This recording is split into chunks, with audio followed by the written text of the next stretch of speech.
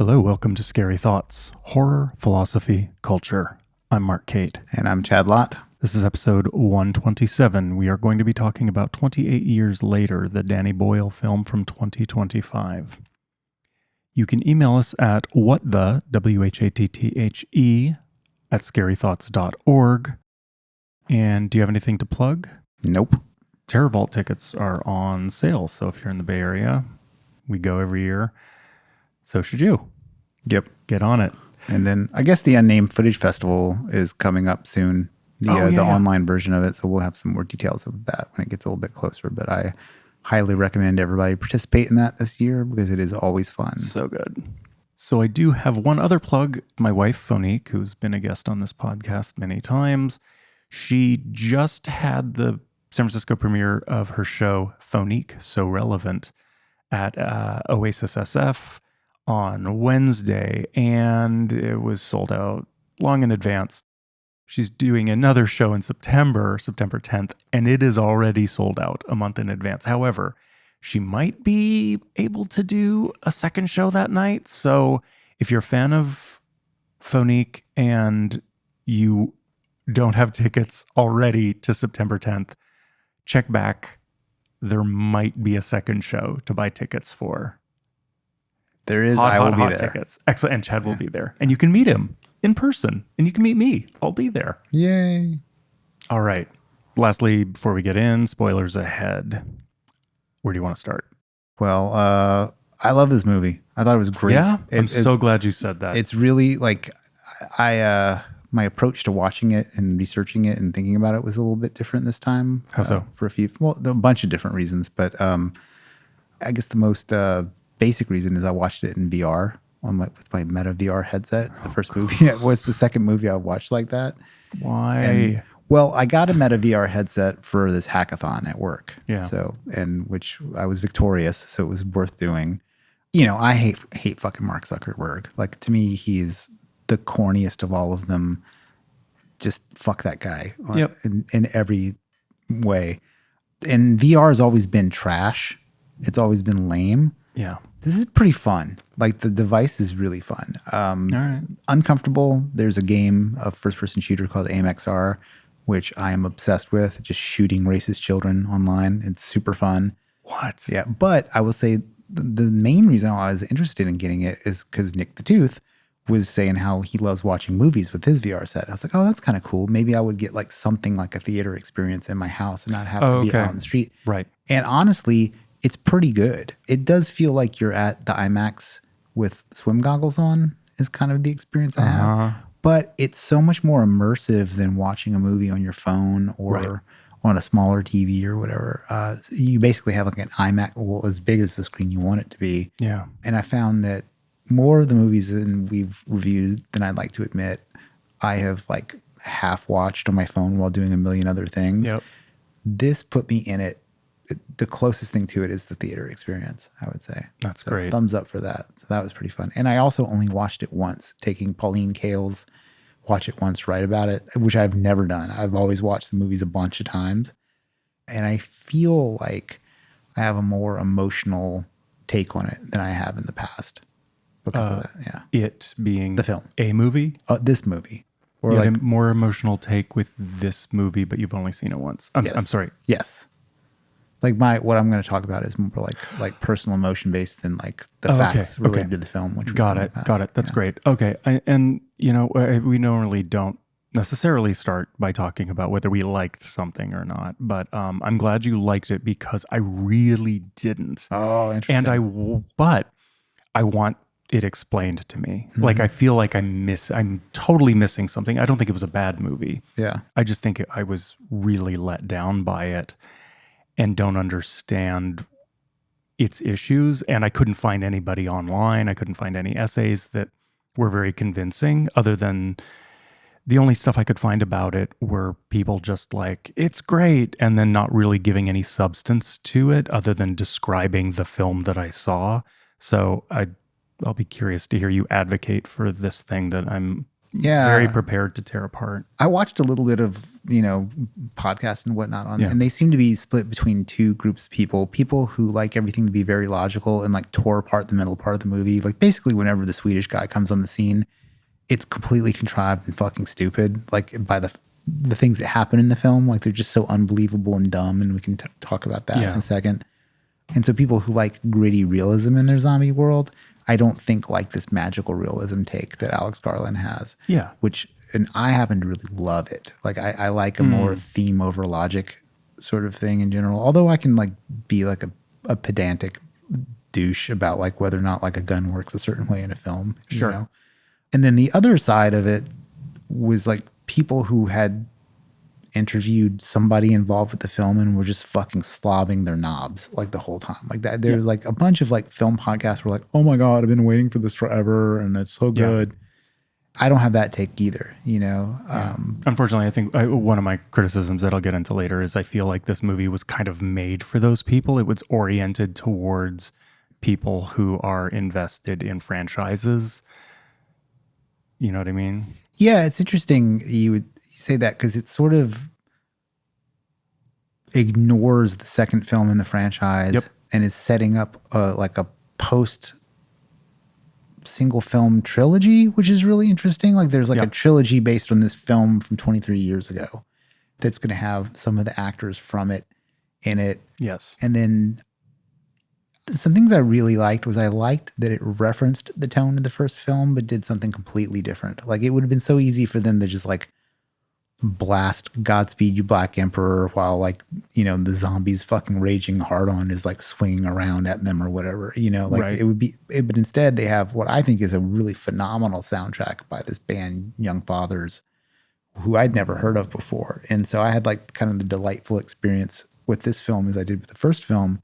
Like I had never heard Godspeed You Black Emperor before. Oh, yeah. And then I was like, holy fuck, what is this sound? And then, I've seen him like a bunch of times since then and solely because of this movie.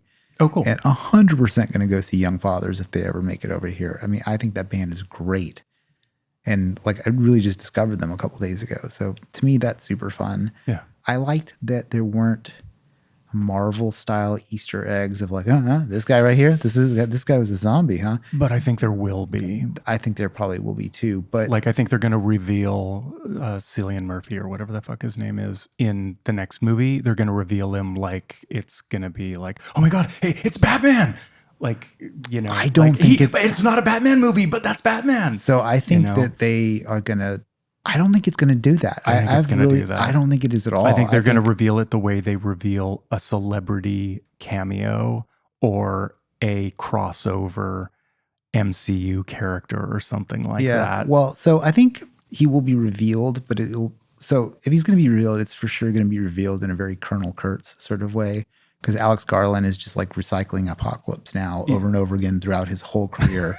Even, like even the first film, there's like the scene where like when Jim, I guess is the character's name, Cillian Murphy's character, when he goes on the murder spree to kill everybody at the end, it's completely Martin Sheen in Apocalypse Now. Oh, holy shit. It's like, it's just that, right? Yep. And then Danny Boyle's been very explicit that that's a major influence for him. He talks about how just seeing the font Apocalypse Now on a billboard was what made him want to be a film director, which is really, I was like, oh, talk about like, sigil power, like in the Grant Morrison kind of way. Right. It's just interesting that this like symbol sort of pushed him into this direction. But I think he's probably going to emerge like that character and will probably be evil is going to be my guess. All right. Because the director also does these sort of like bookending sort of things. If you notice, like this film opens and ends with this mirror image of Jimmy in the beginning, a faithful young boy, and then the end, some sort of like satanic tracksuited Ninja Turtle character. Yes. Which totally on board for. Nope. No? I'll say more later. Okay. Like, because I think I have like a different set of references and just I mean, obviously I do. Like if you listen to this show, I'm so excited that you didn't like this movie because often like I will not like the movie and you like it, and that's what's kind of interesting. I mean, I don't know. I don't want to keep talking over you here. No. I think that what made it hard, what I'm unclear on in my own subjectivity is I thought this first set piece with the kid, and he runs, and the father gets carried up, and he's like, doing his Jesus Christ pose as he's being devoured, and the child looks up through the grate. Father, why have you forsaken me? I thought was embarrassing. It was so cringy and embarrassing. And I don't know even if the rest of the movie was great, I wonder if I could have seen it because I was so already just, I hate this movie. I had the this same sucks. reaction to that opening scene. Okay. I was like, oh my God, this movie's going to be fucking terrible. Because I had seen the reviews like 6.8 on IMDb or whatever. And I don't give a shit about that normally. Right. But, it's like if you're going to choose a Chinese restaurant in an area, maybe you go to the one that's not 2.6. It doesn't mean it's not going to be great or good or whatever, but there's something in the air that indicates. Right. So when that scene, I was like, oh my God, this is so fucking dumb. Like, this is terrible. I did like the Teletubbies kind of setting it up with the colorfulness. And I think he brings that thematic color back at the end with the characters. Yep. And it's, some sort of like Lost Boys children sort of deal. Clearly, I like that he keeps the cross, but it's inverted. Yep. Which is like this character clearly isn't involved in some. So you're describing Easter eggs, or you're describing those details. Well, those aren't references back to previous films, so I wouldn't say they were Easter eggs. They're just like details of the film, things to be noticed, I guess. Yeah. But the upside down cross, and like this guy is not a Lucian Graves, Church of Satan activist character. He's just, his world is literally upside down from what it was, and now he's like this monstrous character. Yeah. Like the athleticism, I think this movie and the sequels, even more so, are going to have a lot in common with Kurosawa films. Like they're on a road, they're going places, and then you have these interstitial events where there's like martial characters. And I think that's one of the big differences in tone between the earlier two films and this, is that, the father's basically a superhero. In his, he's like as skilled as you could be, and every single person in this film that's still alive is like kind of a badass. And, and that's kind of maybe how it would be. Like to have survived 28 years of that environment, you would have to be fucking tough. Like just like the zombies are faster and meaner. So I expect a little bit of superhero-ish, not like Marvel, but like sort of like amped up in the way that like Battle Royale is or something like that. Yeah. Yeah. That's true. Yeah. What'd you think of the kid? I thought he's a strong actor for a kid. Yeah. And it was kind of funny. Like I had watched a behind the scenes video that's been going around about The Witch, and like the director just trying to coach the two little kids in the dinner scene in The Witch. Oh, wow. And it was just like, it's fucking miserable to work with kids, man. Like, Right. cause they're just like, the one kid is like all fussy and just not getting it. They're trying to get him to eat bread realistically. And it's like, he's just like shoving dino nuggets in his mouth, like a Ritalin kid. And you're like, oh man. And so for this kid to just be like, just reactive to the scenes in like a really understated way, I thought was great. Yeah. Yeah. What did you think? You probably hated him. Well, he was a great actor. Like, often when you talk about kid actors, there's an implicit caveat in there. I thought it was great. He sold it completely. As a protagonist, again, I know I say this almost every time I talk about a movie I don't like on this podcast. I don't have to like the protagonist, but I think this protagonist is really, this hero's journey, this hero sucks. He is fucking lame. So like, he can't take care of himself. He's mad at his dad because his dad kind of lied about how good he was in the field. And even though he knows he's bad at hunting and he can't protect himself, he drags his mother out of the compound, who's even more defenseless than he is, to go meet this mad doctor that everybody's afraid of and everybody avoids, and so much so that they lie about his existence. He sets fire to part of his town and then leaves the gate unwatched while the tide is low, all for selfish purposes. And then it turns out it didn't even matter anyway. It made no difference. The doctor could not help him at all. So the kid endangered he pulls a knife on his dad. Like, he sucks. Every decision he makes is a bad one. And I didn't feel like I was along the ride for a protagonist stumbling his way through his journey. I felt like the way the film was shot and the music and the editing was about this hero's journey. You know, even through the cliches of, oh, there has to be a woman sacrificed in order for the male protagonist to come to some sort of realization of his true manhood. You know, like it's got all the cliches of the hero's journey, except that he's not a hero. He's kind of a parasite. Well, I mean, I think what you're describing is a child. Yes. And I think that's one of the things that really worked for me is the kid he's not fucking Harry Potter or Luke Skywalker or whatever. Okay, fair. He only knows at max what his dad has shown him. And I think the film does a great job of like, it uses the teaching of the kid, the ways going out is like pretty good exposition. Like it's a pretty decent exposition dump. And I think it sets the world up really well. And I like that the kid isn't super competent as he goes. And in a lot of films, you know, that kid would be like the little girl in Kick-Ass. Yeah, like be a Mary Sue. Yeah, just a total Mary Sue. And then his inability to do it at that level drives the plot, I think, in interesting ways. Yeah. And then, but the thing with the mother, like to me, not the one thing, but the mother's acting of the brain tumor or whatever gets very into like Shakespearean madness acting. If you've ever seen that on the stage. Oh, yeah. I mean, yes, a million times. Yeah, you know, I'm all in. Yeah. That I was cool with. Like, I quite liked her. Is that a part of it you didn't like? No. I'm just saying it's just a choice. And then, so to me, it's another one of those like theme over logic choices that the director makes.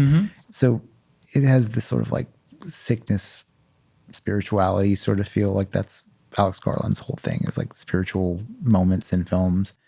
I mean, maybe not his whole thing, but it's interesting. I think Alex Garland, who wrote this movie, he did Men, Warfare, Civil War, Annihilation, Ex Machina, the show Devs, some other stuff I think I'm forgetting. They're all really strong, thematically really strong, usually really tight in a way that can be messy, but ultimately like tight conceptually. And I think that Warfare, did you see Warfare? I haven't seen it. It's one of the most conceptually tight movies you could possibly make about war. Yeah. And Danny Boyle, I don't know. I haven't seen Trainspotting since it came out. I wonder if it holds. I'm sure it's got some member berries culturally in there. Slumdog Millionaire, I think, is one of the worst movies ever made. I think it's like, how did this get made level? You know, Danny Boyle, he's done some great films. He's done some of my least favorite films. So I did have kind of high expectations for this that, you know, I don't know, return to form, exploring new premises with this. You liked 28 Days Later. A lot. Okay, yeah. I've seen it an uncountable number of times. It's one of those, I think there's an era when you have like 9 DVDs to your name and you just kind of watch them a lot, especially in the early 2000s, like pre-streaming, you know, you'd just be like coming down off of cocaine and wanted something to take the edge off and just put a movie on and you have like 6 of them. Yeah. And it was like one of the movies I had and I would watch it all the time. And it's different filmmakers, but I really love 28 Weeks Later. It's a solid movie. It's interesting that like there isn't like a Jeremy Renner type character. This is one of the things I want to talk about is like how this franchise treats soldiers. In the very first one, they're villains. Yes. You know, and then in the second one, America as an occupying force. But Jeremy Renner is quite competent in that film. Like he saves the day. Kind of like they fucking fucked up and it takes over Paris for 2 seconds or whatever. In this film, you're back to like an incompetent military. Yeah. And this is like, I mean, if I was going to get into the whole like actually and like really not embrace the thematic Jodorowsky-ness of this film, the Swedish character is where all the lame shit, in my opinion, happens. Like all of it. Like okay, you've been surveying this area for 28 years and you're in the Navy. And there's something kind of interesting about the idea of like outside in the rest of the world, his choices to go like work in a war zone or be an Amazon driver, which seems more and more true all the time to our world. So the very like, I thought it was a nice like political statement that could be semi-timeless. You know, like it's definitely like an of the moment critique, Sure. or even like the woman's like face and stuff like that. His girlfriend on the phone. So that to me, it introduced a little bit of. I mean, you're an artist. They're artists of like we're the mirror of our times or whatever. Yeah. But there wouldn't be 9 dudes fully kitted out on a naval ship that was just surveying, and then they're on like a lifeboat. You know what I mean? Like that would like they wouldn't have been in those that they wouldn't have had that equipment if those events had happened. And then, you know, like there's no world in which 10 armed dudes can't take 8 running zombies. Yeah. You know, so that shit falls apart. And then the whole absurdity of the pregnant zombie, which there's a bunch of ways you could look at it and make it, but like there's no way that he wouldn't have just fucking shot that thing right away. Right away. You know, there's just no way. The character is just weird to me. Like, just he's also actually, I'll throw back something you said earlier. Yeah. He's a teenager. Yeah, true. He's young. Yeah. And then also, you know, he has to grapple with the fact that he's not getting out of there. Like if you touched your foot on the soil there, you're fucked. You have to stay there. So like you could make an argument that he's going through all this. I thought the gas leak scene was atrocious. Mm-hmm. Gas has not been visible for a million years. And I know that you have to do something to make it kind of look good on the screen, but I thought the gas effect looked fucking terrible. Mm-hmm. No, I didn't think about that. Yeah, it's just dumb. And then the idea that he would like randomly be on the roof of that building, and then he's not a heroic figure, so why would he have saved them or done any effort to save them at all? You know, well, maybe like he has the machine gun and he can do it, I guess. But the idea that like the explosion would have happened and they would have survived, and it's just stupid. I mean, I'm gonna do you one better and say that I don't entirely buy the premise that the world has advanced and gone on with things so easily that they have iPhones, but England is still pandemic land for 28 years. Yeah. Well, I just cannot buy that. Maybe it could be explained away, and I don't want to be too cynical, but I just have a really hard time being like, oh, planet Earth went on with things, but the island of England for 28 years, for nearly 3 decades, the whole world was just like, nothing we can do about it, and just walked away and let it happen. Yeah. Well, I mean, so I would cite certain things. Okay. The Gaza Strip, Liberia. There are these apocalypses here, but it's just not evenly distributed, that kind of idea. Sure. A video I saw of this African dude tearing batteries apart for some sort of like metallic liquid that was in them, like zero hazmat gear at all, doing it with a knife. Yep. I was thinking about that guy in this video. Is like how poor and fucked up his life would be to just be tearing batteries apart to take things out of them. How toxic that is. Oh yeah. And like the type of cancer that guy's gonna fucking die from is horrible. Yeah. Yeah, and then if you think about like 28 weeks later, canonically, the combined might of the United States came to like recolonize London or England and couldn't do it. And so in the world of this film, maybe it's just like, well, if America couldn't handle it and they fucking put it in the ditch and that bad, maybe we just wall it off. Yeah. But you don't, like, I also feel like it would probably be a little bit more like DayZ, which is this online giant zombie shooting game. It's like, you know, it's one of these hardcore survival games where they have drops. Like I couldn't imagine that they wouldn't be doing like, here's a drop of AK-47s, here's a bunch of stuff, unless they figured out that like the survivors turn on each other and you know, then you have like a sort of like Hamas situation where there's like some survivors taking all the shit and taking over the island. Right. I mean, if we're trying to be very realistic about it, it wouldn't take much to take a boat to the island, grab an infected person, and throw them into whatever country you want to destroy.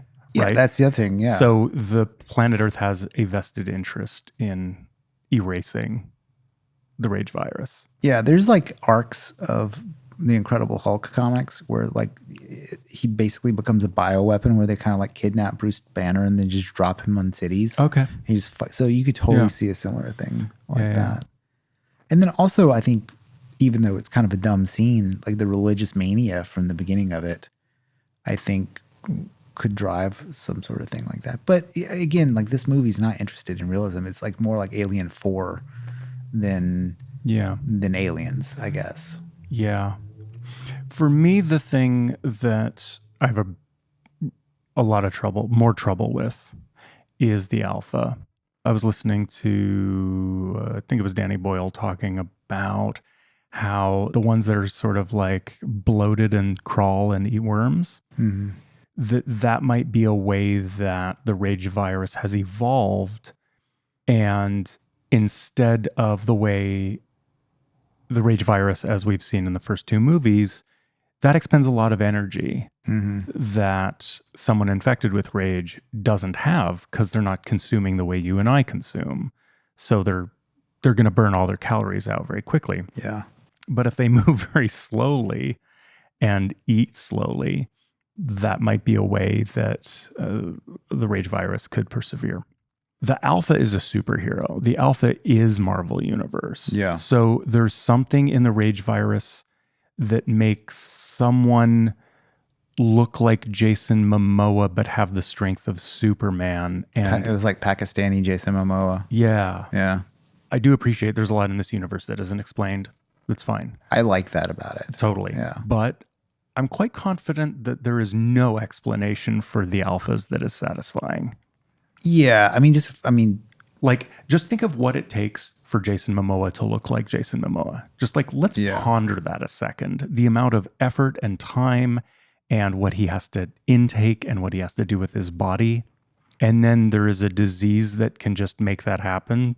Yeah. What it made me think of was... does the alpha go and find an abandoned gym and work out for 8 hours a day? Well, it's not just like that he's jacked. He's just like morphologically larger. Like he's like 7 feet tall now all of a sudden. So but also has the strength to rip someone's spinal column from their torso. Yeah. I thought a lot about this particular. Off. It's bad. It's bad. Yeah, and it kind of mirrors what they did with one of the more recent Predators, where they're like, there's a super predator and it's just huge, and you're like, okay, have you run out? Is that what we do now?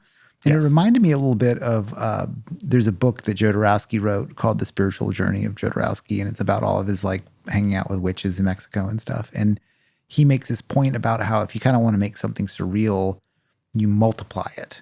Or like make it really big or really small, or give it an odd number of things. So a guy with no arms would be a weirding in his thing. Or like if one spider's terrible, 10 million spiders is really terrible. And he also talked about things being really big and really small, and which made me think about like Attack on Titan. Have you ever seen that anime? I think I watched the first episode. It's great. If you're not in anime, you're not going to be into it.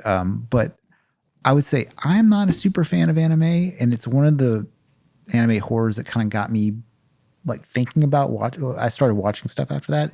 Like the giants in it, like the premise is that these like walled off cities, and there's these mutants, giant creatures that nobody really understands, constantly trying to come in and eat everybody.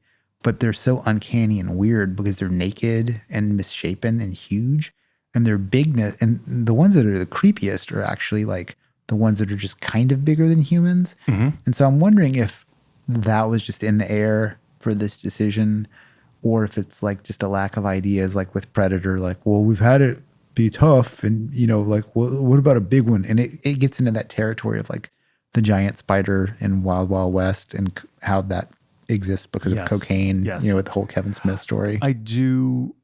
Who knows?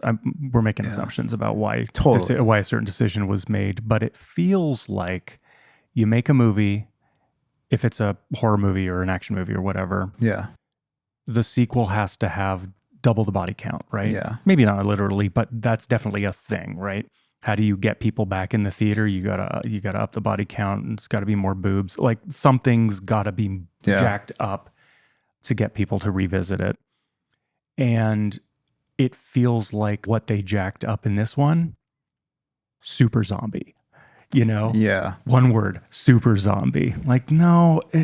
Yeah. And then I was thinking like, well, what if it was just intelligent and it was like kind of like a pack leader zombie? I feel like I could get my brain around You know what movie has that is Land of the Dead, and it's like super unsatisfying. You're like, okay, so this is like, you know, student council president leader zombie is in charge. So I think the idea that it is more rooted in like an animalism is kind of interesting. Well, it's menacing on screen. Sure. So I guess there's that. The really cynical part of me feels like this is part of what I said earlier, which is that I feel like a lot of the decision making feels like, again, I'm making assumptions, is not about world building. It's about franchise building, which I think, okay, I'm saying I'm being cynical about it. I think that is cynical. I think what's shitty about the MCU when it's shitty is a lot of its franchise building instead of world building. And that franchise building is cynical, not because it's so capitalist in nature, but rather decisions are not necessarily being made that feed the world. It is making easier choices because it would be cool, because someone decided it would be cool, not because it fuels some sort of internal logic of the world or something like that. I feel like that's a fair read, and I think it also might be done intentionally, because like I think that Boyle noted that they had gone after they'd gotten the license back for 28 days later, like they own the franchise again. They had gone to like a 15th anniversary screening or something like that, and they were like, they hadn't seen it in a while, and he was like, man, this movie still fucking rocks, and the crowd's enthusiasm for it was insane. So he's like, man, we should do something with this. And I think there was probably like a show business reason to have done it like this. You know, I think he probably was like, oh, we're just going to make it into like, we're going to do a trilogy based on this. And I can't help but think maybe there is a little bit of like MCU-ishness in there. I mean, just the choice of the father character, that's Kraven the Hunter. That's an MCU character, you know? I think that the way that kind of decision making is a disservice to this movie is, this sounds like I'm making rules about how things should be. I'm not. But generally speaking, a thing that is strong about the zombie narrative is it's usually quite simple. Yeah. Right? What a zombie is, how they function, even if people play with the rules, ultimately it's a pretty straightforward thing. And it can be a really good metaphor for capitalism or chaos or man's inhumanity to man or something, right? It can stand in for a lot of things due to its simplicity. You can overlay a lot of ideas and a lot of plot lines onto it. And here, now there are a bunch of kinds of zombies, and it starts to become cumbersome. Like, what are they fighting against? Why? What is our relationship to these different? So, like, now they're not zombie. Well, they never were technically zombies, but just to keep the taxonomy simple, it was the rage virus. Yeah. And these people run at you and attack you, and it's contagious. Now there's different kinds of villains. And so again, it just feels like this is how so is there going to be, like The Walking Dead, is there going to be just a bunch of spin-offs of these people deal with these zombies? I don't think so. I don't think so either. No, I don't think so. But it feels like that's the direction that we're going, when now there's different kinds of zombies that you have to avoid. It also feels like video game writing. Like, I don't know, it's because these are the fat ones. I don't know. Yeah, I was the video game thing. It totally lines with a feeling I had, which is, as I've started playing games online now, like which I haven't done in a long time. Yeah. And I watched some gameplay of this game DayZ, which I mentioned earlier. Yeah. And one of the things that's interesting about that game is the zombies in it are they're just there. They may as well be like wild dogs. And the real threat is like player versus player combat and like looting other people's bases and stuff like that. That's like really what it is. And the people who are really good at the game don't even think about the zombies. And I think in the film, it's a bit like that too. Whereas like they just know, this guy's like, of course, my 12-year-old son is going to go be able to fuck zombies up with a bow and arrow. Like he treats it almost like it's about as serious as hunting deer, and it's exactly like in a rural area how deer hunting is. Like it's exactly like that. Right. And then, you know, the alpha is like kind of this bigger threat, but you get the feeling that they're like aware of it.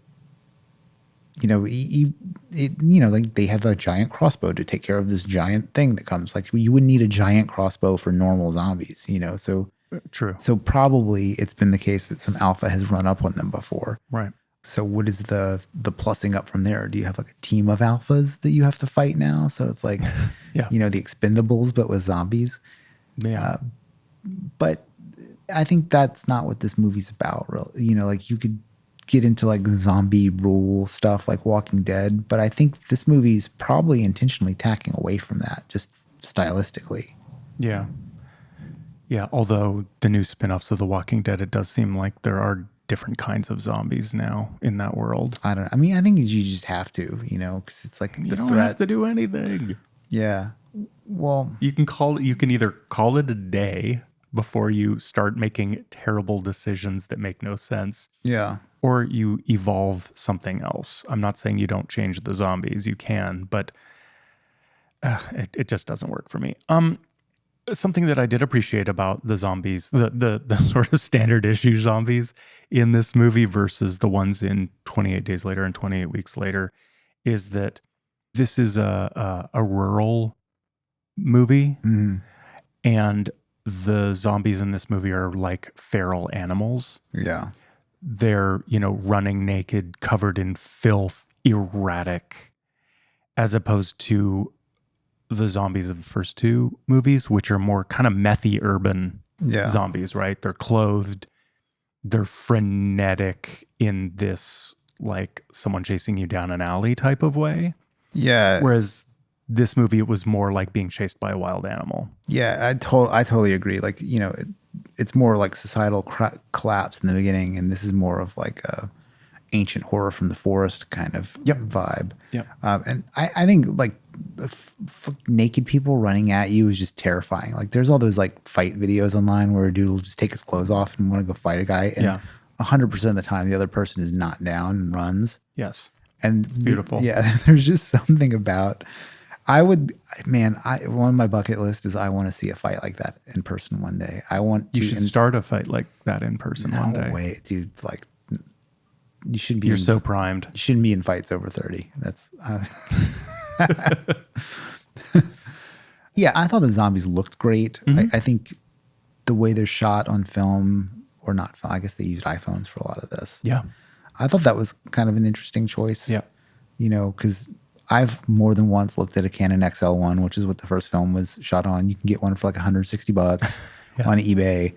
And there's all kinds of hot swap mods where you can put like basically a storage device instead of the tape on it, which is pretty neat. Yeah. But now I was like, oh, why would you do that? You can just use iPhones. That sort of like embracing of that is cool to me. Like just shooting something in a weird way. Like the aspect ratio is weird from this film. Yeah, it's really wide. That's one of the things that was rad about watching it in VR is because the screen can handle, not screen, but like what you're looking at in the device makes the screen fit the aspect ratio. Yeah. Danny Boyle loves theaters. So if you're watching this at home on your TV, it's going to fucking not be cool. Unless you're looking at it on my TV.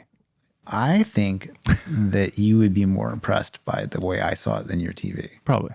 I mean, imagine like huge, like an IMAX, you know. Yeah. Could you explain to me why, what's the mad doctor's name? Mr. Iodine? Dr. Dr. Kurtz? Yeah, Dr.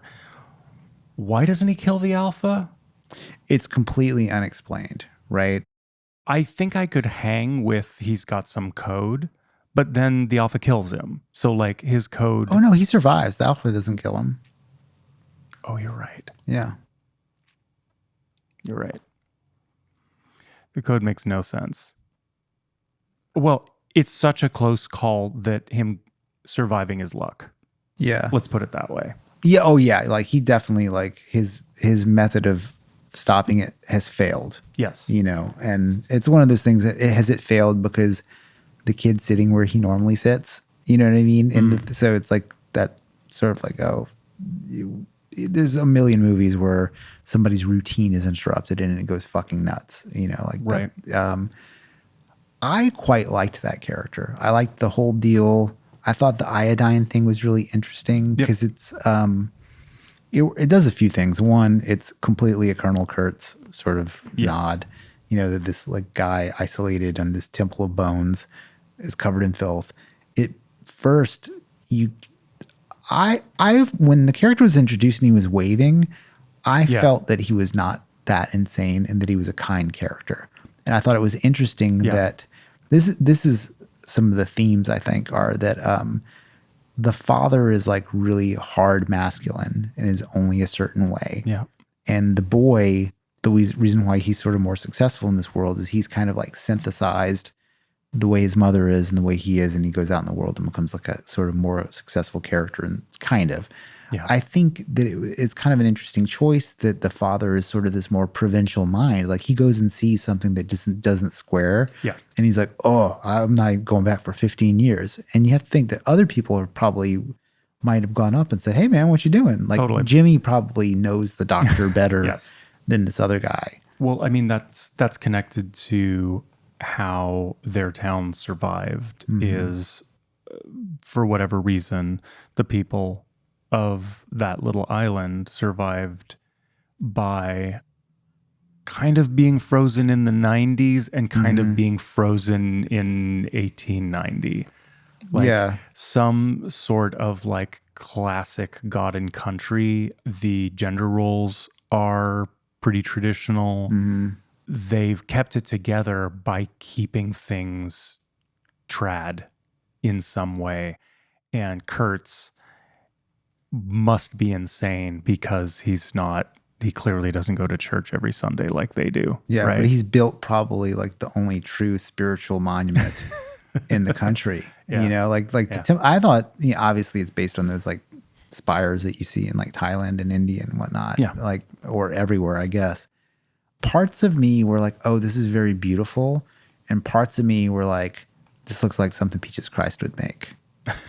You know what I mean? Like, not in a bad way, but I mean like a so over the top kind of campy sort of structure. Yes. And then I kind of bought the sequence where he was like, hey, this soldier you just met, why don't you put his skull someplace? He's sort of like introducing it. That seemed very weird, but fun to me. Yep. The whole thing about like the mother's just going to off herself and here's her skull. I think that and the music crescendos, and just as the sun comes through and he puts it on top and was kind of hokey, like Father, why have you forsaken me, while his father is in a Christ pose. It was just so hokey. It's but you know, it's like one of those things. It's like, is Born to Run hokey?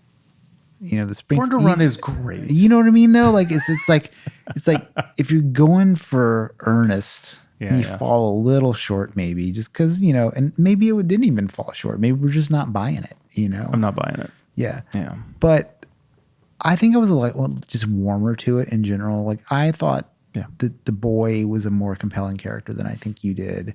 Yeah. And part of that was like the setup of, you know, I know somebody who is chronically ill and her husband left. And because he couldn't fucking handle it. And that happens a lot. Yes, and I thought that was like a very real thing that was in the front part of this film. Like the affair, like your wife is dying of cancer. You don't know what to do. She's going crazy, which is a fucking, you know, I don't know if you ever dated anybody actually insane, but it's gnarly.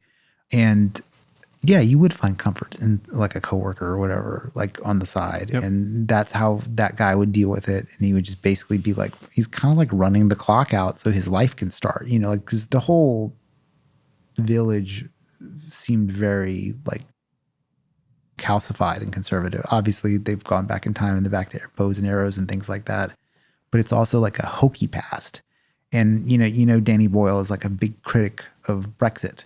Yeah. And so you're like, okay, he's making commentary that like, oh, just having like a little village with a pint at the pub is actually not cool. It's not evolution. It's not where excitement is.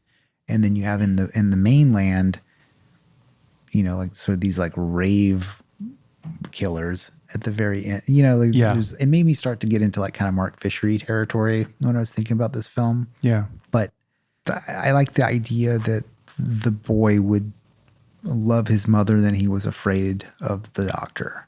I thought it was like a cool, strong character thing. Yeah, I can see that. I think that what you're talking about is kind of another way in which a way in which I was frustrated by the movie.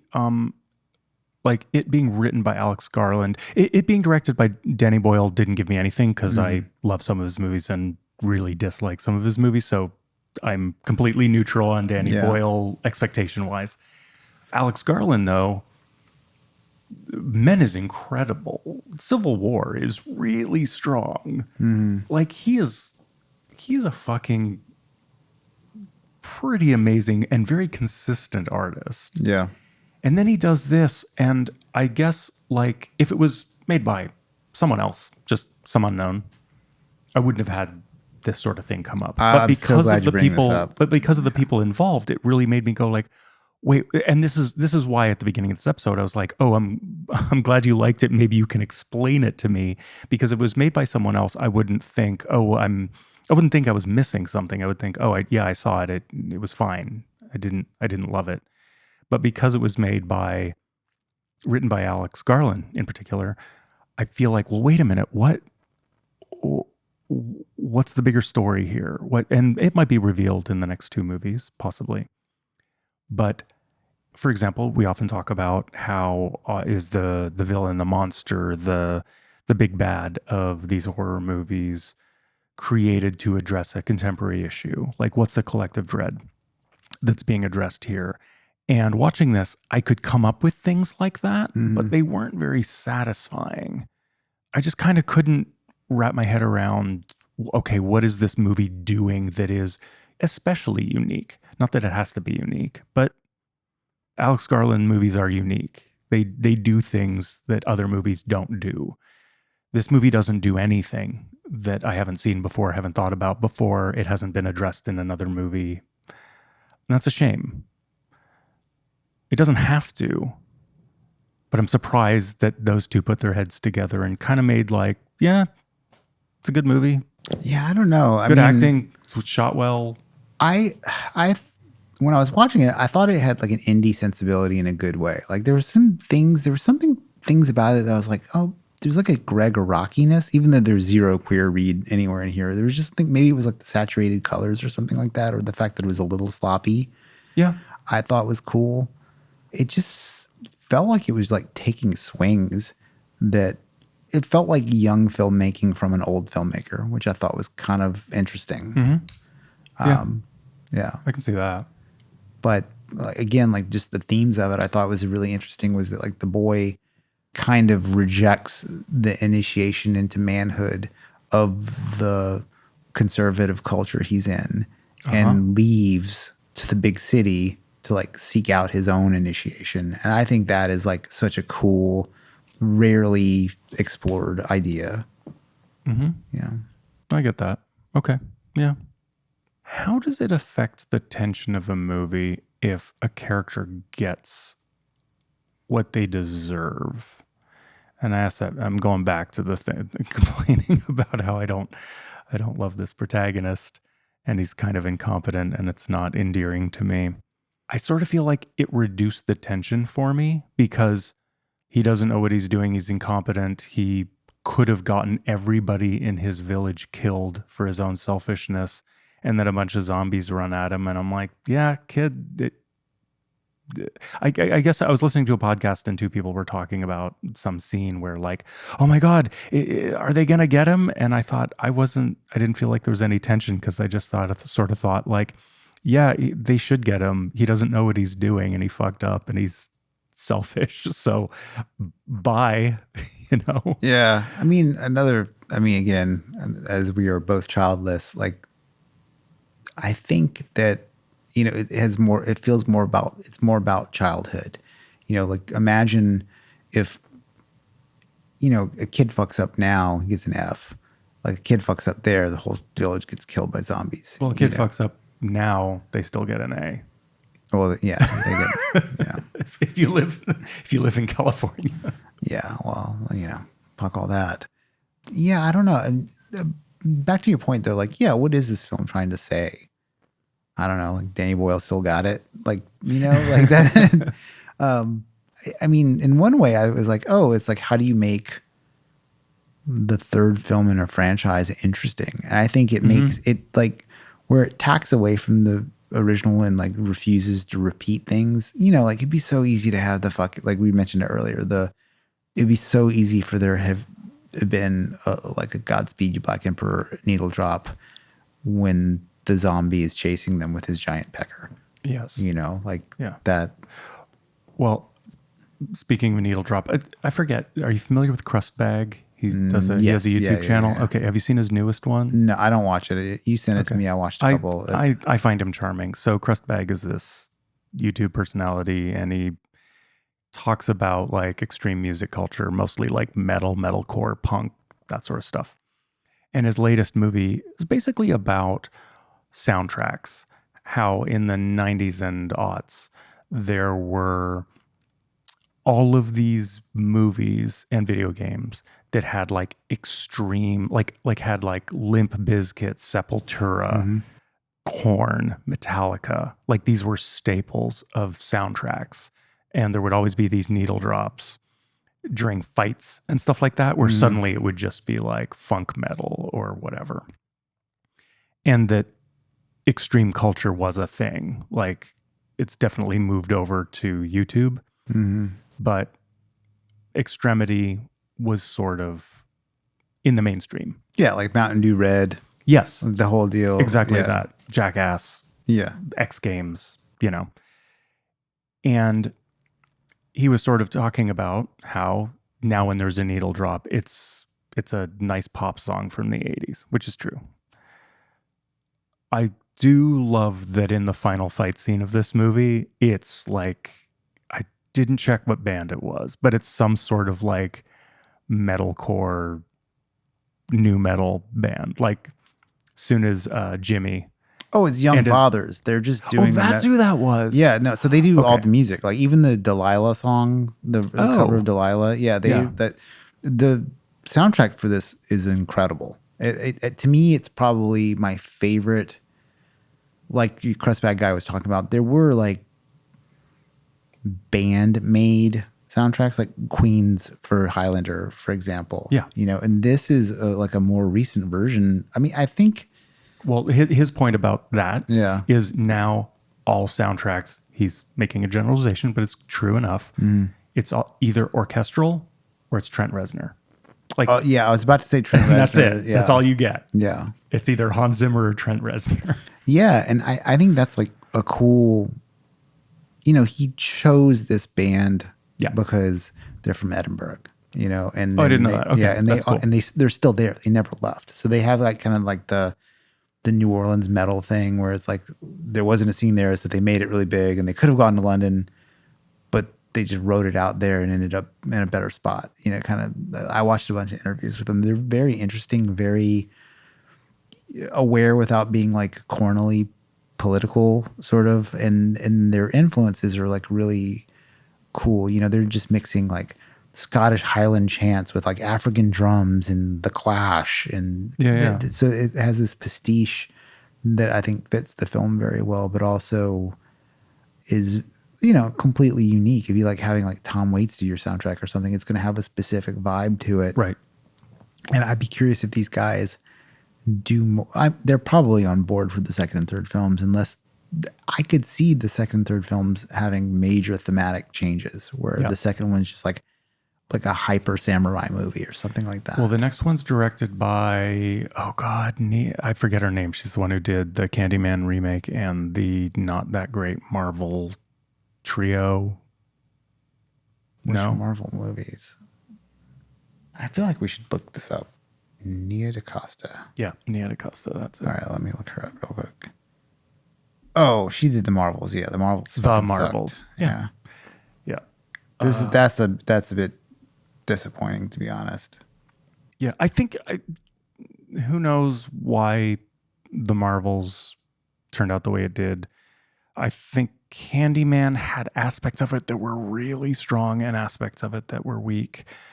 So I'm prepared to believe that it has a chance of being great. Yeah, it's hard for me to fault a director for not knocking it out of the park with an MCU movie because of how you never know what's going on. I mean, I read the MCU book, and it's a miracle that Taika Waititi and James Gunn were able to do what they wanted to do at any level. And to me, it speaks to the greatness of their sensibilities, that it like popped through the machine of the MCU. So like the Marvels it suffers from girl bossness, which is a thing of its time, I guess. But yeah, I can't imagine you get to do very much of what you want to do with those movies. Right. But they do. I mean, it does look kind of cool, I guess. So I don't know. This movie could be cool. I tend to like female-directed horror movies. Yeah. They just have a vibe that is often extreme and unexpected. Interesting.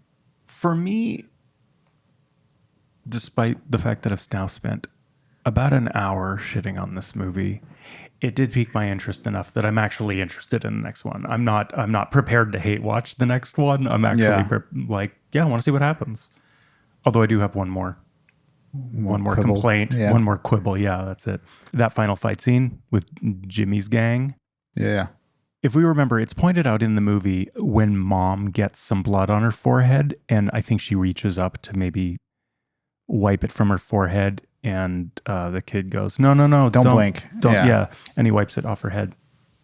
That fight scene, blood is spraying everywhere. Yes. In fact, one of them is swinging a golf club, which is guaranteed to fling blood everywhere. Yeah. So they're in a pack spraying blood everywhere. That gang would not last one fight. They'd all be zombies. Oh, they would super get infected. Yeah.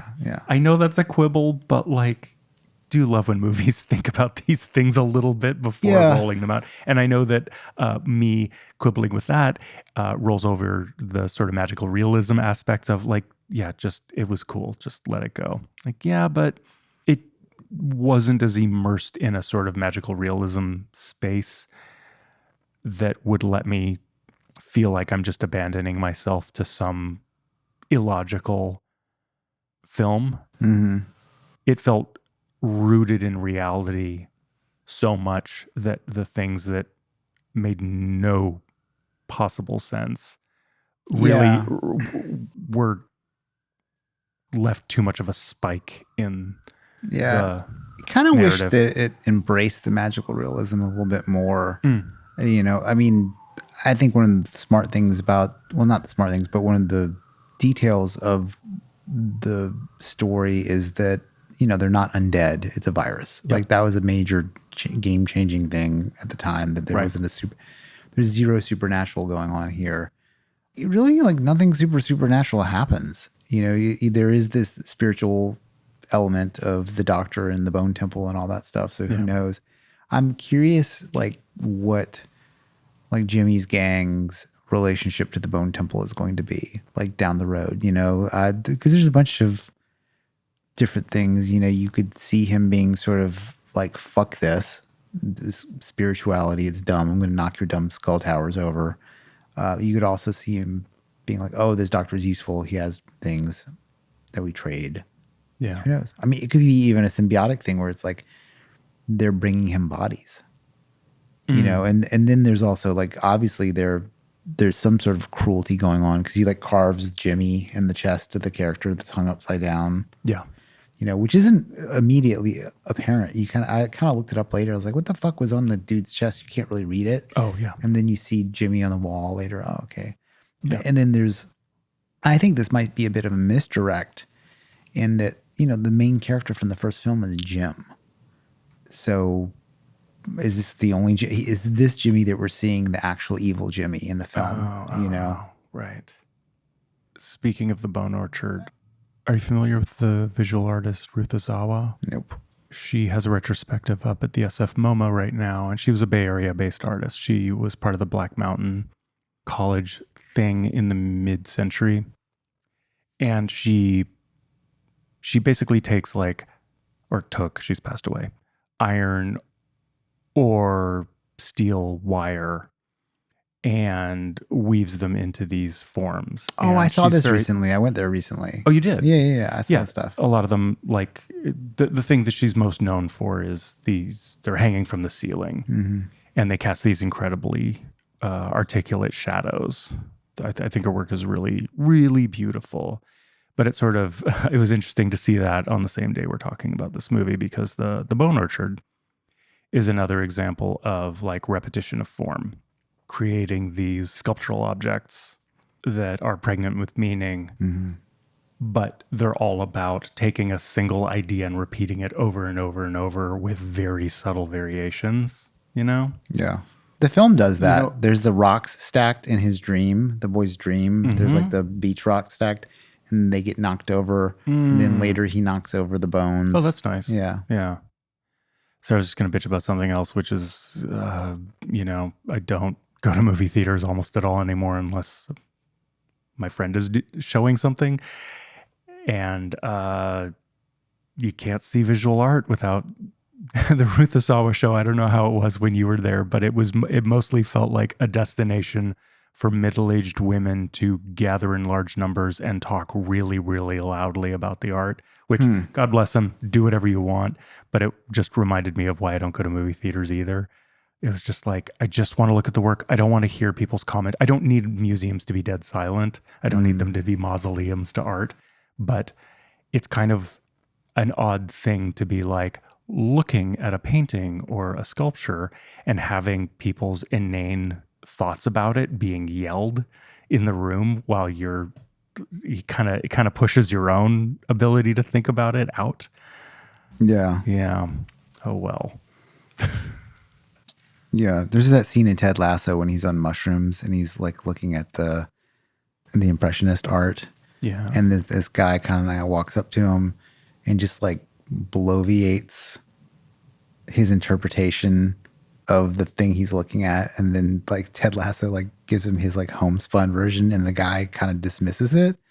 And it's funny like how you wouldn't just be able to walk into that environment and loudly go, well, golly, like there would be like some sort of like those ladies would probably say some shit to you or something. Oh, for sure. But I mostly go to the MoMA during those like concert nights when there's like a show going on. So it's kind of a different group of people. It's kind of, like there's people on the hunt for dates, like to meet people, it's, I think that's the best environment to see art is a bunch of like a party. Yeah. Like it's there. It's, you're responding to it. It's not totally the focus.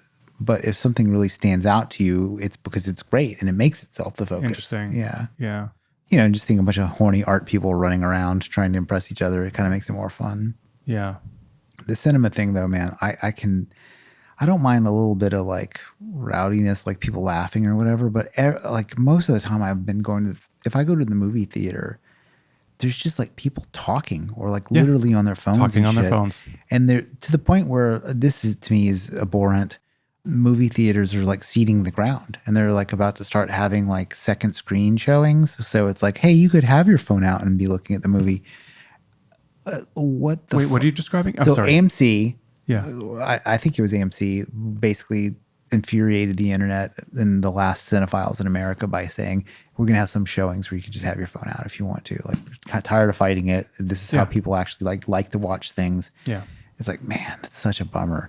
But then I'm not there like defending the ground either. I go home and watch it in my VR headset. To me, the hack is like IMAX films because they're so expensive that the fucking mouth breathers don't go to them. Yeah. And you're sort of invested in this like $20-something ticket. So like the last 3 films I've seen have been IMAX films. And it's a totally different experience than just going to see a movie with some punters. I mean, that's generally speaking what money buys you, yeah. right? Space from the pores. Yeah. Yeah. You realize that like actually like real estate prices are mostly based on proximity to undesirables. Completely. Yeah. It's like, yeah. Like I have like a $200,000 house that was almost, $850,000 because it's like I walk up my neighborhood and it's just like old people and their poodles, Right. Yeah. Do you know who Ian McAuliffe is and who Richard D. James is? The first name sounds familiar. Okay, it's the singer of The Echo and the Bunnymen. The kid looks totally like a baby. Ian McAuliffe. Funny. And Jimmy, I know he's based on Jimmy Savile, which I feel like if we were English, we would probably have a lot more to say about that. The 'cause critical it's a really thinker guys interesting- had something to say about that. That critical thinker guy, he's like kind of like I guess he's considered like a right wing or like explicitly anti-woke film critic. Okay. But he's insightful, like in the way that like Armand White is a terrible troll. But I like reading his reviews of films because like, man, I would have never come to that conclusion. Right. But he like kind of walked out the whole Jimmy Savile thing. And I think for American audiences, that's completely missed, even though it was like a terrible story. Just as a quick aside, I was bringing up Richard D. James because the character of Jimmy reminds me of Richard D. James, especially in the Window Liquor video. But the character Jimmy in this movie is definitely modeled after Jimmy Savile, who is now dead. And he basically was like a rapist and a pedophile. And he was like kind of England's Cosby level. But for children, or worse, which but is worse. with children. Yeah. And like Cosby, England's darling, like, and the part of the criticism that I think is kind of valid and not to, I don't want to, it's a valid criticism. I don't think anybody should have done anything differently, but to model a villain in a film after this serial rapist who a lot of his, do we use the word victims, are still alive.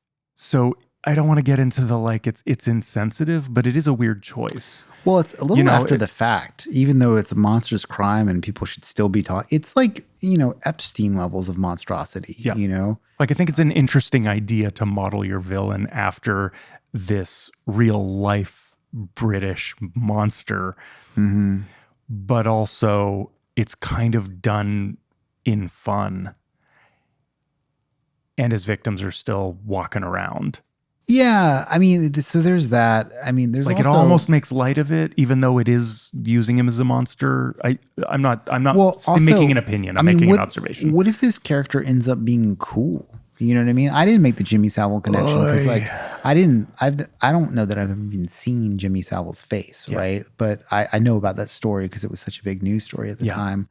To me, like, I don't know what that connection would be saying about this film because, like, part of the big the horror of Jimmy Savile was how complicit everyone around him was, so like it's like this indictment of this entire system that is purporting to be generous and philanthropic, but it's like actually just hiding the worst pedophile ever, so what is it saying about this kid? And he's also, I mean, very little about the character, so who knows? Like there might be some fucking awesome reason, like sure, he was a Jimmy Savile kid or, some dark, crazy thing. Like he was one of those kids and like in part of his journey to being like an alpha predator in this world was like mimicking this person that like predated on him. Who knows? Like there could be something like that. It could also be like kind of older people this is definitely a boomer thing. Like they get like fixated on the villains of their time. Like I was watching a talk from this AI guy, this dude in Berkeley. He has some sort of company that is for sure not going to make it.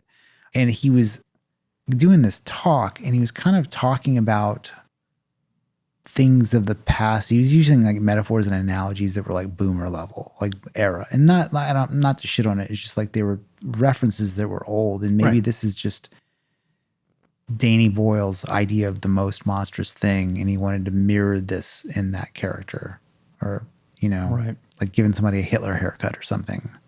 Right. I mean, I don't know. Although I think that something that is interesting is that when did 28 Days Later come out? 23 years ago. Right. Okay. So 2002. Yeah. And I think the whole Jimmy Savile thing had not come out yet. So yes. So Jimmy Savile, as far as that island knows, for example, even though he's not on that island, Jimmy Savile's still England's darling. I don't know. It's very interesting. Because it's like that. Yeah, with the events of the film, that would not have come out because he was presumably have been killed in the outbreak. Yeah. Something else I was thinking about was, how badly do you think it would affect the world economy to have England just shut down? Like it's not there anymore. I know it does export stuff, but it's not like, It's still one of the biggest economies It's not like in the the world. breadbasket of the world. You know what I mean? Like it's the biggest economy because that's where like banks are. And so it would Which have been, counts for a lot. yeah, but I don't know. I mean, yeah, I don't know. I feel like capitalism is just so fucking robust that it would have just bounced back immediately. Yeah. You know, Maybe. I mean, I Hard don't to know. I know. was just, Yeah. thinking about that because I think it's a neat thing to think about that the Swedish dude has an iPhone. Yeah. And it seems to be doing this things that our iPhones do. Yes. You know? Well, it makes me think of a touchstone that we come back to is in horror movies. How do you get the iPhone out of people's hands so that they can be alone? Yeah. So that they can't call for help, whatever. It's always dead, no bars, they're in a basement, whatever. Yeah. Well, here, the infrastructure is completely gone. Of course, there's no iPhone. You can't call for help because there are no iPhones, except the Swedish guy's got an iPhone. Right. Which I think is hilarious because it's like there are phones actually that they're sort of brought back into the world in this movie. I don't know. I actually thought that was funny. This is something is a little bit old. It's a little bit of a rewind of a thought. But last time I really thought about the rage virus, I don't think I had gain of function research.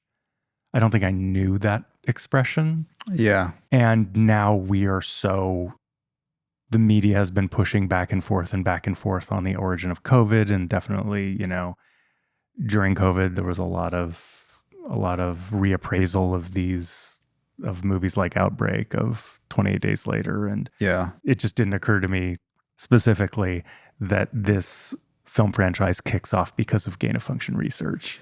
Yeah. And it's interesting though, during the whole COVID thing, I don't feel like 28 Days Later was his reference to film.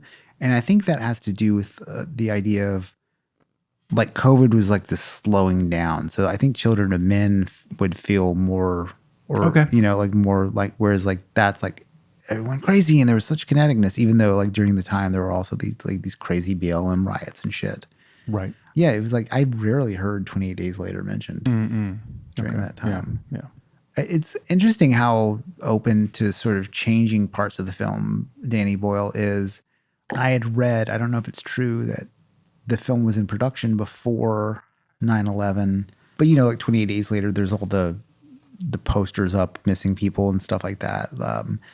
That was definitely a 9/11 thing. Yeah. But it didn't ever make sense because the virus spreads through fast. It wouldn't be like you're like, oh, I'm looking for my son, Dave. Dave probably just ate your neighbor, like there wouldn't have been time for that. So it was this sort of goofy thing that was visually very striking at the time because of the moment. Because I remember, you're seeing those letters on the wall, that Godspeed soundtrack, Manhattan's still kind of on fire.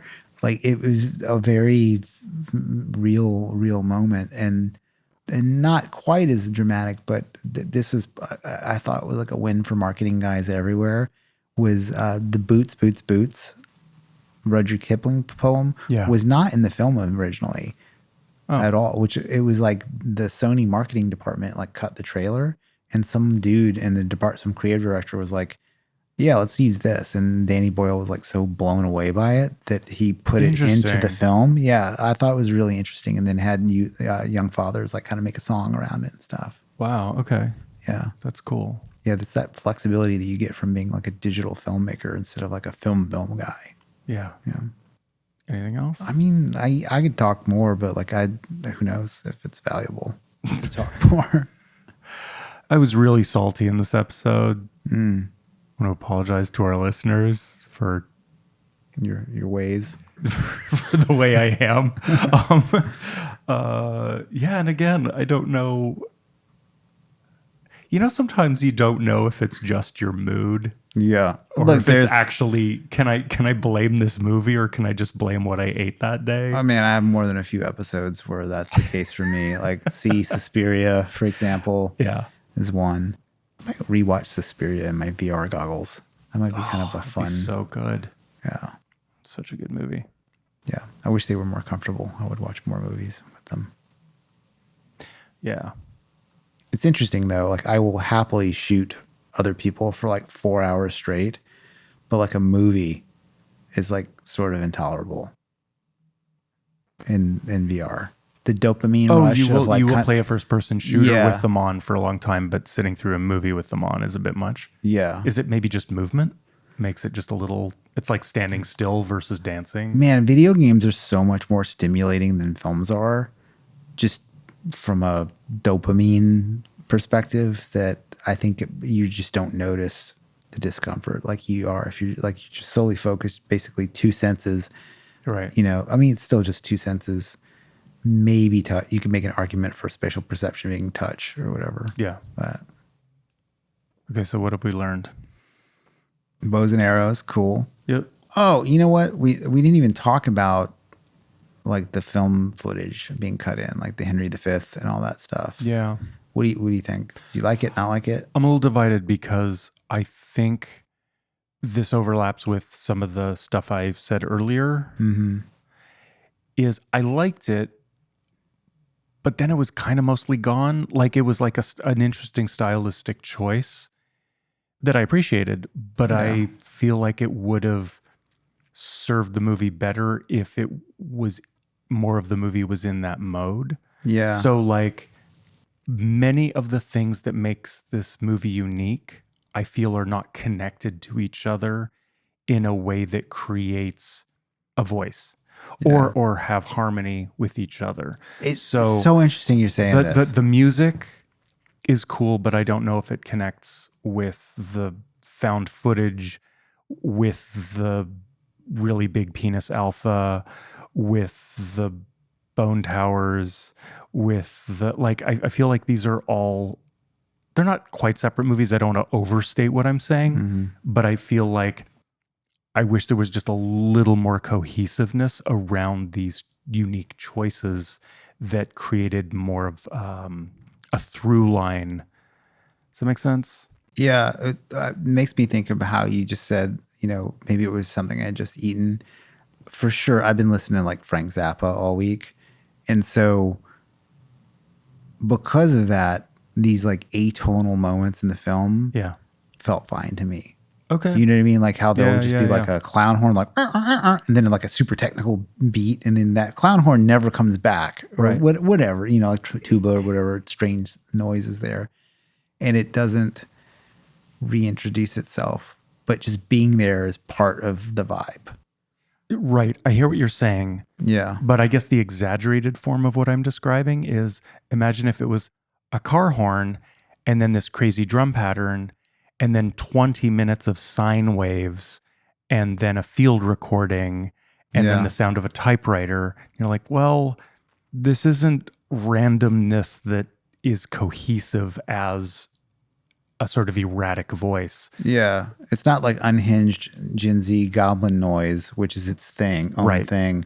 It's, I didn't, it had a bit, it reminded me a little bit. I just wish there was more of those things. Like more magical realism would have made me appreciate the magical realism more. More found footage and weird sound effects would have made me appreciate those more.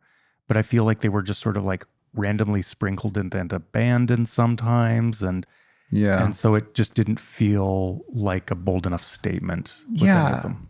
I mean, I think we could talk about a lot, but in the first film, I think the graininess of the digital camera really worked in its favor because at the time, you know, the surveillance state of London was kind of a thing. I mean, it's still exactly, now you can go to jail in London for being rude on Facebook, you know? Yes. Fuck that. But it felt like the gaze of the moment and it matched the era of the film. Yeah. Whereas this is, you sort of have this Kim Stanley Robinson, Wild Shore style, like back to this. I'll circle back to that, I guess. Circle back, tech terms. But, so The Wild Shore is this book that Kim Stanley Robinson, who's sort of like a green sci-fi guy, wrote, and it's part of a trilogy called The Three Californias, which I would not be surprised if did not influence this a little bit. Okay. But there's some sort of like apocalyptic event that happens, and it takes place in the Bay Area, and the Bay Area has now become basically like the village in this film.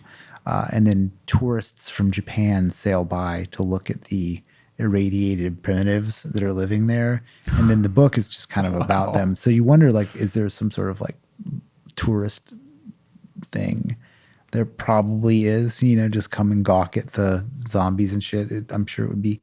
So the reason why I mention all that is, this is shot on iPhones, but it doesn't really look iPhone-ish ever, like, because the camera's too good now. It can just look like whatever. The modern version of that would be like bad AI upscaling or filters or something like that. And instead it kind of goes back to this, like, it's one member berry, which is the graininess. Like, so there'll be these very super saturated, digitally weird shots of like flowers and stuff, but there's like 28 years of there not even being TV. So this like old film doesn't make any sense in this sort of thing. I don't know. Right. Although the stock footage does connect to some sort of, if we think about this movie as an English film and being about England, this stock footage of audio and film, I guess we can sort of connect to how England regards its own history, how an English person might think about how it came together in its prime to fight off enemies or something like that. Yeah. I can see a through line there. Yeah. This is Scotland that this takes place in, though. Yeah. So, I'm pretty confident some of the iconography is saying something about the history of Scotland that is completely lost on me. I totally and I would love agree. to know, and I couldn't find it without digging longer than I. Yeah, I definitely feel like there are things going on that the I'm Henry not V clear reference must mean something. And it's been like 15 years since I read that play, so I don't know. Yeah. So what have we learned? Nothing about England. Sorry. Well, I've learned that the Pauline Kael watch it once and do no real research method is okay if you spend an equal amount of time thinking about the film. Yeah. Which is something, right. Instead of letting other people do the thinking for you and provoke your own unique thoughts, you need to just have your own unique thoughts. Yeah. So I think my future approach, and if I could do the whole podcast all over again, like all of it, like all 10 years of it. Well, we could try. Yeah, we could go back through the back catalog and just remix it like Taylor Swift style. Oh my God. You know what? I'm going to do that. We're going to hit 10 years. We're going to sign off. That's going to be it. And then Marc's going to have this new podcast. Just repeat everything we said, but it's just me. And it's smarter. Hardly. Yeah, I was thinking about, we talked about like getting to this 10-year mark and what we would do. And like we chatted about like a book or something like that. Yeah. So I've been looking back at older episodes and yeah, it's just interesting how the focus has changed or, our personal interests have driven what we notice in these films. Or what I really found though is like, I feel like I'm finally able, after this long of doing it, I feel like I'm finally starting to talk about films in a really personal way instead of, these off the shelf ways, like I'm happy to sit down and give you like a 1 to 5 rating or like whatever esoteric style of ranking the Overlook guys are using recently. I think they had their like 12-point scale at one point or whatever it was. It was super. I think that stuff's really fun. I like how McDojo Life has Dillmans. 1 out of 5 Dillmans, 3 out of 5 Dillmans. Yeah. It's a great scale. Yeah. But when it gets to like ranking, and so I've been thinking about like the purpose of criticism, like film critics originally, like their job was just to like, should you part with your quarter to see this film? Right. And then I think that the glut of supply and the lack of demand for looking at text closely that academia teaches you in undergrad like probably drove a lot of this. I think that there's so many film podcasts and things just because people leave college with a skill set that they don't apply anywhere. I mean, that was like kind of my start. I was like, oh, I wish I did rhetoric department stuff still, and that's essentially what this podcast is like a rhetoric department film class. Yeah. Without Philippe Gutierrez, unfortunately. I think the stuff I regret the most is like, obviously during the COVID era, everybody went crazy. I let my like read on these films be way more topical than I wanted them to be. Yeah. Lately I was thinking about like, what do I care about what the internet thinks about a political issue. Like, I don't even vote. Like, I could give a fuck. Like, why was that like something I introduced to this? Whereas like when I'm looking at this film, I'm thinking about themes that are much more important to me, like a relationship between a mother and father, or a mother and son, that sort of thing. And what does that person's death mean? And that sort of thing, instead of being like, there's too many girl bosses in this film. Like Right. I like embarrassed to have been influenced in any way, even to respond to that sort of thing. I wish I had never, Yeah. I would love if there was a way to do the metrics of the time I spent in this podcast speaking ill of a film, like talking shit about it, and how that ebbed and flowed, and try to understand why. Yeah. Have I been doing it more lately? Is that reflecting how I feel? Am I always just kind of pissy about everything unless it's something I really, really, really like? Like it's got to clear some sort of high bar for me to not be. Yeah. I mean, I think like I don't need any sort of data for this, but I can definitely, when there are episodes when my life was personally difficult and hard and my career was like not going so great, where I'm way less kind to the films. Like it's just noticeable. Okay. Or like not so much to the film, just the people who made them. Like, that this guy fucking sucks. Like, Right. does he? He made a movie. That's awesome. Like, you know what I mean? Yeah, Like yeah. if your friend made a 20-minute short Yeah. that was half as good as Psycho Gorman, you would be so stoked for them. Absolutely. And you hated Psycho Gorman. You know really what I mean? did. So it's like that sort of thing. Oh, totally. I just Yeah. remember a friend of mine, Robert, he did a bunch of studio visits at a college once. He's a curator and an artist.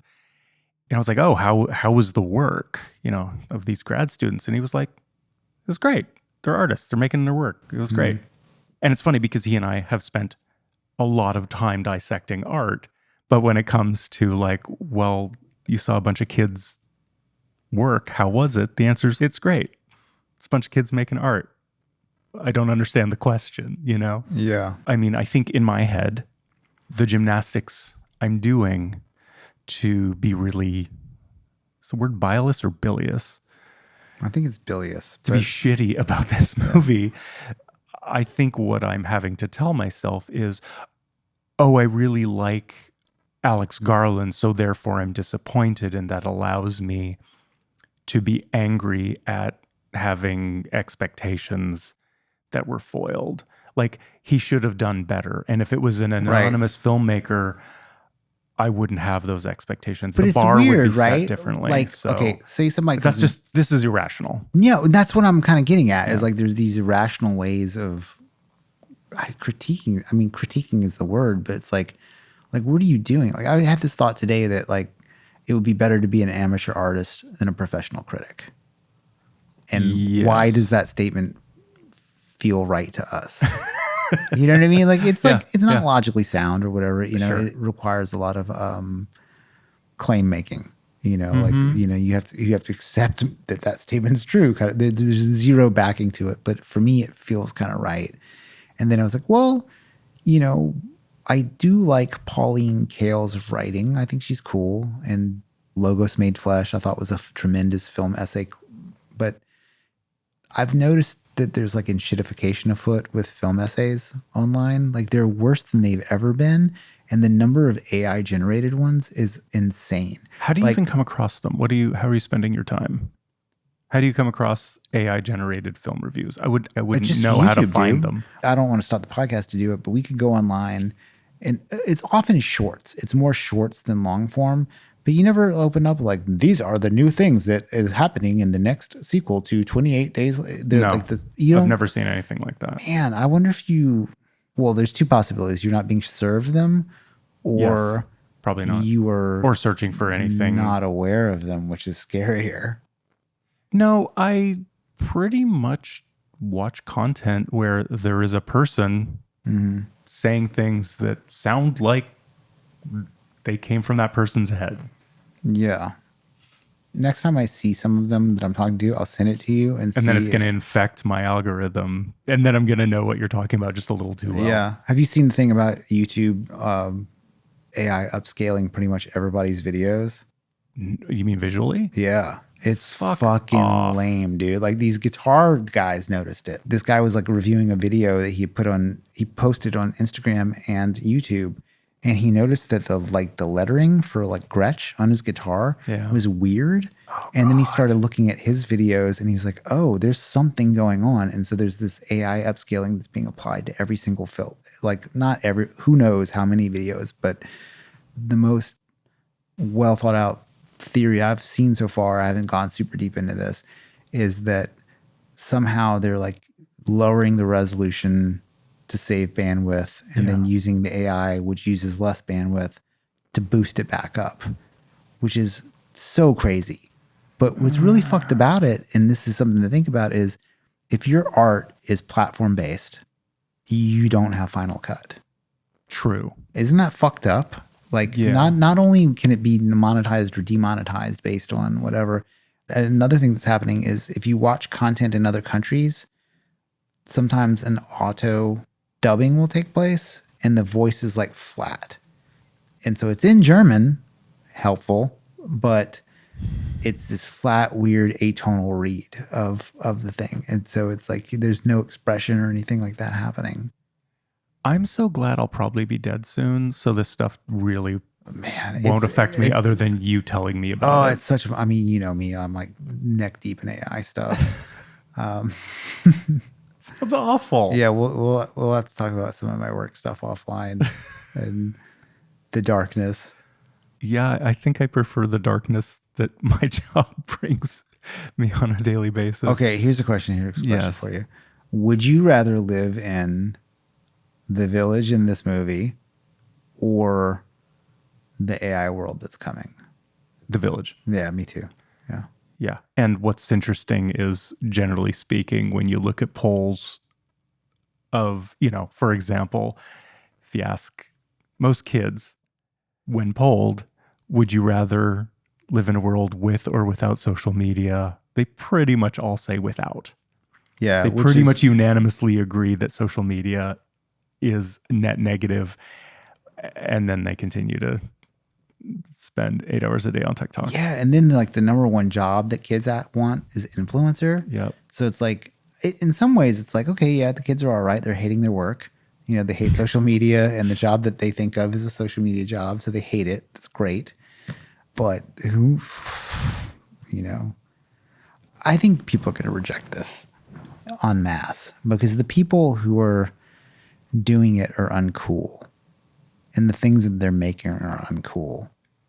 Okay, I want to say something and I don't know how to temper it, so I'll just ask, can you and our listeners just temper this somehow, like roll back what I'm saying a bit? But like the Nerds one, I don't think they're doing a great job.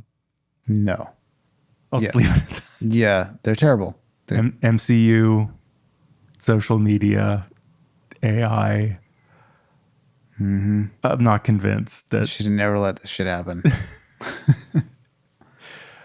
80s teen comedies were right.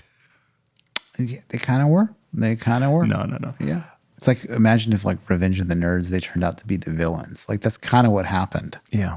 Yeah. What a drag. Yeah, it's a drag. I think we need the cleansing fire, the rage virus to reset. Well, I mean, I think that's, we've been talking about this, I think the entirety of this podcast. I think that's part of these apocalypse narratives is there's a little bit of that. It's easier to think of the end of the world than it is to think of the end of capitalism or variations of Fukuyama, Zizek, whatever. But I think it's also easier to put one's energy into burning it all down than it is to just not use social media. Like if you don't like what social media is doing to your world, don't use it. Imagine that. Yeah. Imagine that. And people would rather use social media to rage against burning it all down or something like that. I'm being simplistic. The whole like project of interoperability where it's like you kind of can't, like I can't use my VR headset really well without a Facebook account. You have to have a Meta account. So it's like just to shoot children online, I have to kind of have like a connection to Facebook. It's kind of, Yeah. it's deranged, And then I found, I never played online games before. I've never gone where you can mic in and Yeah. talk shit. It is so fucking fun. And it's the only experience I've had in the last 10 years that reminds me of working at nightclubs with fun people. Because it's like, I mean, some of the stuff that gets said is so off the wall. Right. And there's no modern, you're in a room and there's like an 8-year-old kid just saying the wildest off the wall shit. And then, people have these weird interactions. There was this guy, like this black dude, based on his profile picture and, the tone of his voice, who was cosplaying as a white racist cop.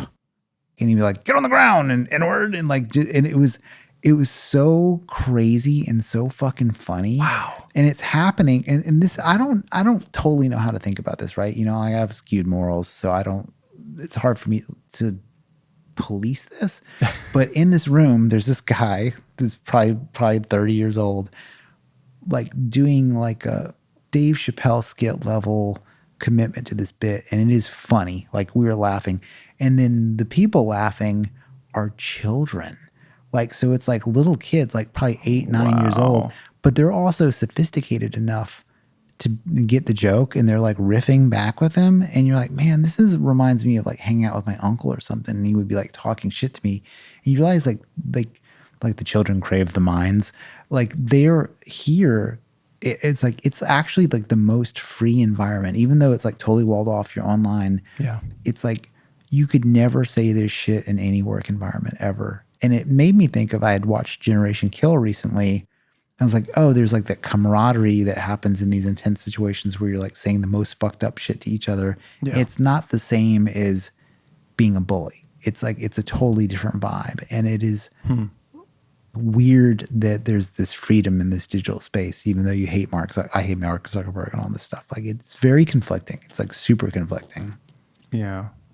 And then, you know me, I would Sarah Connor the fuck out of every single AI CEO in this country if I could, but it's completely revolutionized how I work and has made work fun again, which is baffling to me.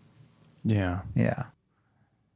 Yeah. You can be the Sarah Connor. I'd rather just make sweaters on the Scottish island. This is another tech company or tech bro thing, is like every tech bro I know has their peasant job fantasy. Sure. Like, it's like, I know so many people are like, I'm going to be a woodworker. Like, well, I know I'm not. I mean, there's no fantasy here. I'm just saying, like, but like all this stuff that you see in the village is like all stuff that people do as hobbies. Like, I'm going to get into archery or beekeeping or whatever. It's like, I'm revisiting Harari's Sapiens right now. It makes the case for how, of all the world religions, the religion of capitalism money has won. And the reason why you can tell is you don't have to tell people to pray to the god of capitalism. They all do it so eagerly. You barely have to explain the god. Everybody bends to it. And an outlet of that is the ways in which we all engage in being consumer categories. There's no way of discussing identity outside of how we consume in the most mundane capitalist ways. And I think what you're describing is a sort of version of that, right? Like, totally. Like my refusal, I don't use Meta, right? Like, that's just, I'm just shopping, right? I'm just choosing the MCU over DC. I'm just using that brand of guitar instead of that brand of guitar. You're like a Rivendell bicycle guy. Like, you're like, I will wear wool instead of Lycra. It's like, okay, guy, like totally. Perhaps you can recommend an IPA. Like, Jesus, what are we doing here? Well, again, IPAs, like, God bless beer nerds, but like, how much does any of this matter? But the refusal, it's kind of IPAs all the way down. The fantasy of back to the landness is just a consumer category because you would need tech money to be able to buy that lifestyle. Like, you can buy your you can take that tech money and buy a penthouse in Pittsburgh, or you can buy a plot of land and make wool sweaters, or you can, but it's still just consumerism. It's just making shopping choices, but they're more sophisticated, and somehow that makes them slightly less visible than if it was just like team sports or something. Yeah, I was thinking about the tech oligarch bunkers today because I was like, oh, would there be one or two of those in this world? A rich person somehow had their like succession estate and it was just somehow guarded. In the UK. And they could have provisions airdropped to them until they could get out. Yeah. Unless they wanted to stay there. Yeah. And like maybe they're like, oh, it's cool to be a warlord, like